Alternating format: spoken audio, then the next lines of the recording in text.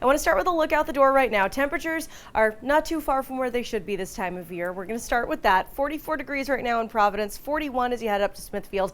Looking at Norwood at 33, a little chillier in Taunton as well, 33 degrees, and 37 in New Bedford right now. But again, that's just one small piece of this much bigger weather puzzle that we've had. And the overarching trend has been, man, it's been so nice for your plans to get outside, enjoy the warmth, but for the sake of the drought, it's been tough, you guys. We've been really dry for a really long time. We haven't been able to buy a drop of rain, and today is not much different. You can see satellite and radar bringing a couple clouds back to parts of New England. There's a very small area of low pressure centered to our north. It's going to drive a few clouds throughout the day, but it's not going to drive any meaningful rain.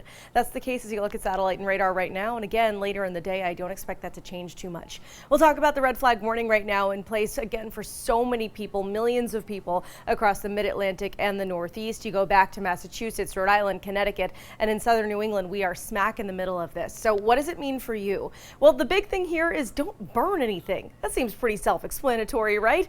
It's easy for these fires to catch right now. It's easy for them to spread, and they're really tough to contain because conditions are really dry. It's been warm for a couple of days, and the biggest factor, I will tell you, no questions asked, is the wind. Wind is the biggest factor when it comes to spreading wildfire, so you really want to keep that in mind. And again, outdoor burning is highly discouraged. And guys, don't litter. Things like throwing a burnt or a lit cigarette out the window, first of all, that's littering. Don't do that in the first place. But on a day like today, that could be incredibly dangerous. And at the very least, think of the firefighters out there, right? You don't want to give them any extra work when they're already working so hard.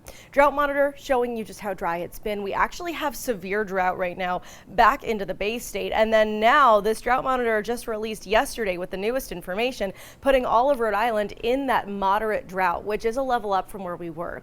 Today, again, it's a beautiful Friday. It's great to get out and enjoy. 64 degrees. It is still windy today, but we see plenty of sunshine. I will say later in the day, again, that little baby area of low pressure that I mentioned could try to bring a sprinkle to Massachusetts. I really don't think we're going to see anything back into Rhode Island, though. So not great news again in terms of keeping us a little bit too dry. Overnight, we're back in the 30s. Nice chilly evening ahead of a really nice weekend. Beautiful in the 50s. We actually get our next real chance of rain by the time we get to Sunday. Low pressure moving in from the Ohio Valley, actually driving some significant showers Sunday night into Monday morning. And that's our big chance to make up at least a little bit for the rainfall that we've been lacking, just in time for Veterans Day on Monday. By the time we get to the afternoon, maybe some of the parades kick off, for example, we actually have much nicer weather. Tuesday, Wednesday, beautiful and sunny.